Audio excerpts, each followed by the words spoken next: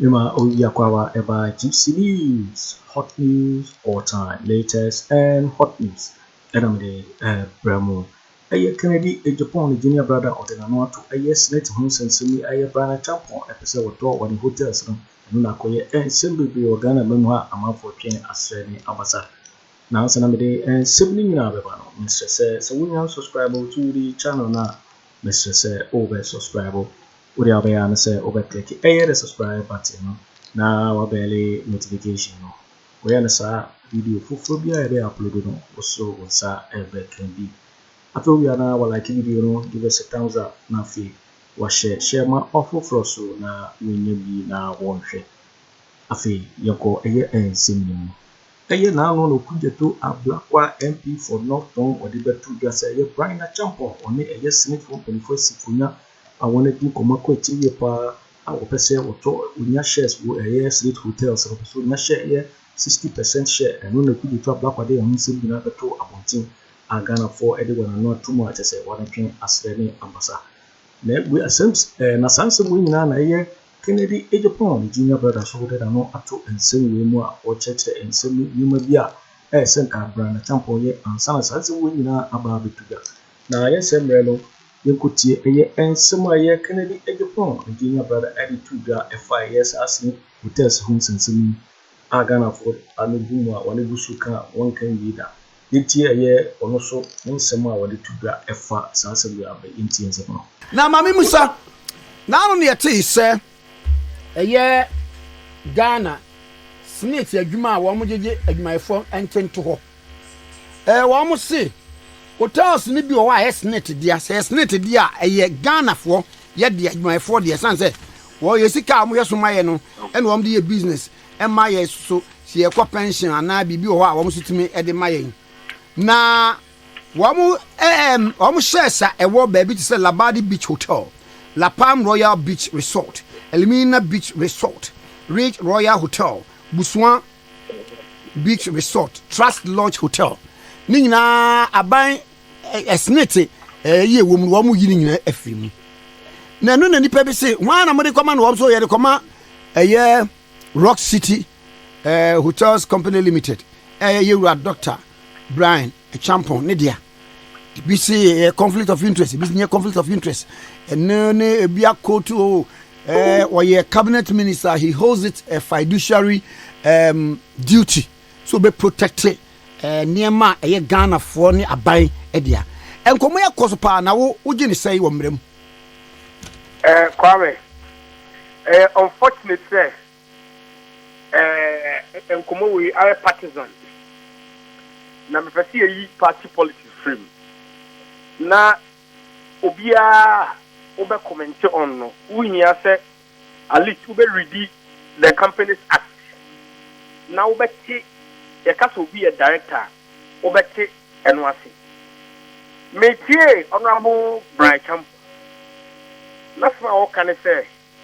At the Registrar General, he's a director, but on taking part in day-to-day activities or management of the hotel. But director, the American Seminary can say. Come here to Chroma, so that I'm more example. You can't muntie Anne. Muntie trade na empayfo bi eka case no ho ayebo mudia na omaton is it radio gold yeah na omaton omu interest in radio gold court da na mistake omu ye nyina ne say oman ko registrar general am ya nkwa amende say they are no more directors ena ya cite omu contempt ni bikan. And so far as your name remains at the Registrar General, say we a director, no. The law perceive you as so. And Kwashisha Obia, what body a Juma and Sasa on our hand, no say Oja director Juma. And you wanna am running say we a director, and it's a BBC. The court is court of records. Court no court Registrar General, not acquire sex. No, who say we a director within or what? Kwame, una ever hold you accountable. And for the purposes of law students, I am mutia de we and for atum kutragu o money ni ade no. So far as award make say at the Registrar General, the deal as a director, he remains a directing mind of the company. Simplicity. They are not also quiet and say, Karma, you're a bony dinner or Kwaku minister. Now, or your amendment. Now, all you need as director free. As for the shares, you can hold them as a majority shareholder. You need not be a majority shareholder and also be a director at the same time. Come what point in us? Me too, pa.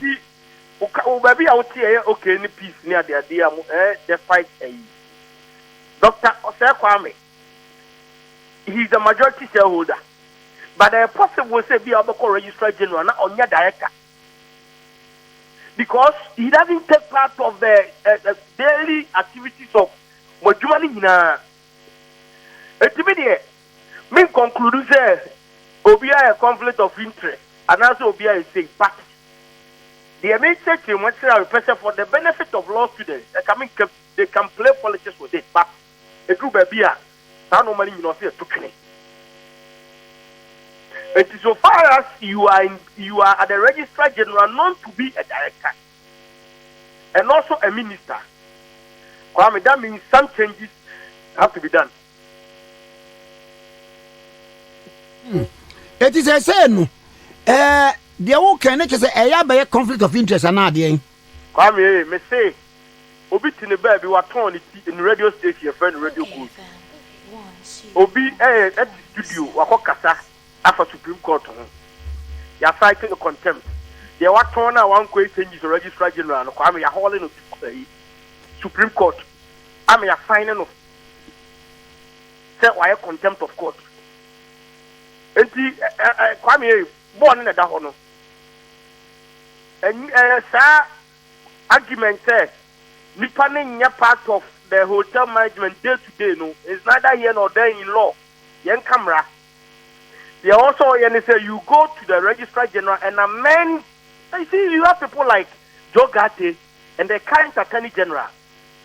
Company law up. They should be advising MPP communicators on Sanoma we see.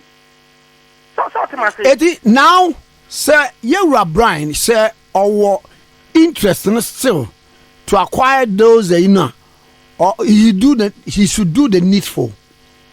And I may say, even now, another question is, even if own your director, let's assume so I mean, own your director, but we are majority shareholder. The question is, sir, me, and your minister, you discuss the idea without politics. Now, Kwame, we a minister. Because you can say conflict of interest. And you need area we are perceived. So, now, Kwame, me, we a minister, me, no cooperate there. Me, a catch a gun of what's a no cooperate there. Send a gun of food because, oh, now say Kwame there.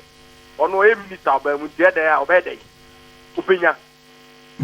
For the businessman who is not interested in politics, start really run it through man. And what? Come so automatic. It is a normal way no be a try defending now and the party politics near you. And the end of that all clear.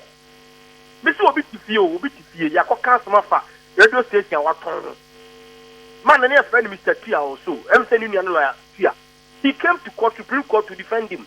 Only more way I told him to what tongue. And the mistake.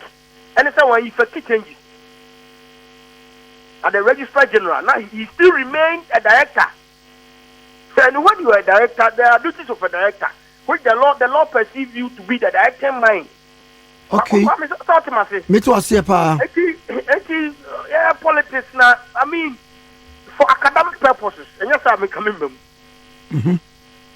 For academic purposes, Obia Muntie, the Republic versus Muntie case, no, Namon Kainwe. Not that argument say, or the Jumanama, Obina, or Heston, now, no, the on yet on the key part in day-to-day activities of the company. No. So far as your name remains at the Registrar General as a director, there is a problem. There's a problem. I see.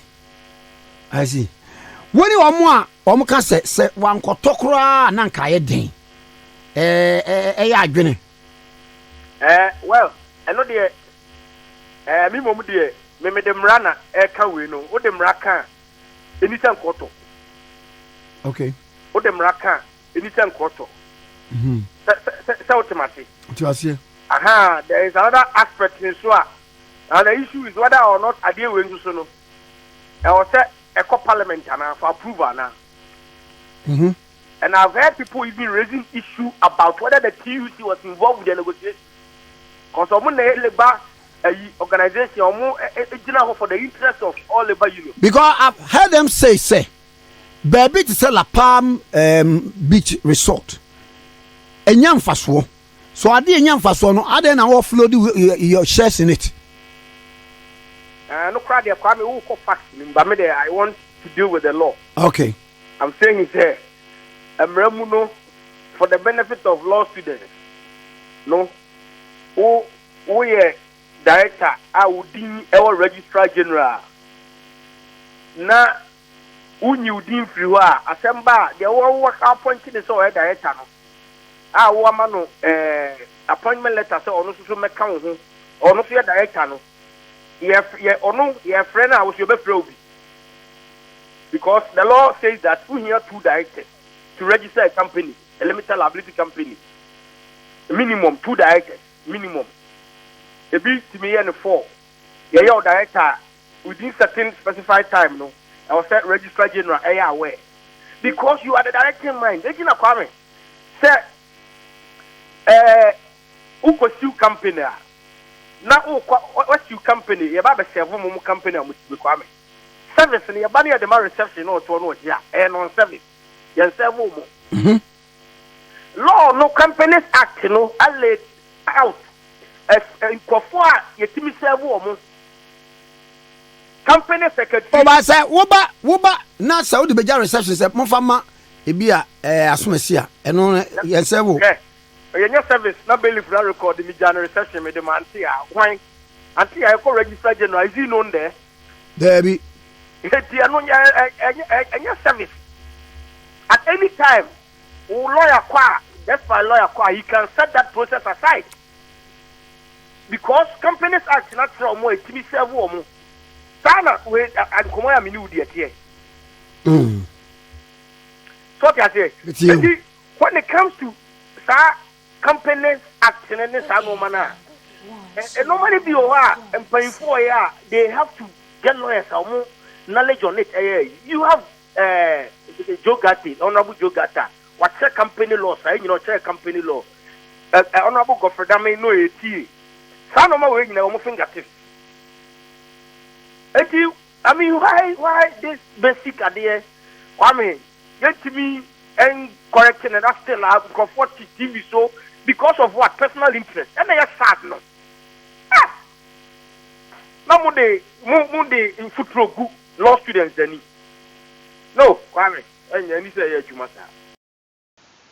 You're waiting for a winning and somewhere Kennedy Agyapong, the junior brother, or the Afriyie SSNIT hotels, homes and similar. Bryan Acheampong, a person or acquire 60% of the share. I know acquire and some degree. I gonna for Owusu air kahun sem dudu onara. Because Jubilee so and our no 7 young subscriber ya. Mr. Say over subscriber. No like na watch video no ma ofofro so eni bi na watch. Also betimi ache wadin Afriyie and some way na ho ewo comment box ni. Mobati menka bio in my next video. Thanks for watching. Like and share the video. You can also drop your comment. Please don't forget to subscribe. Click on the bell to turn on the notification.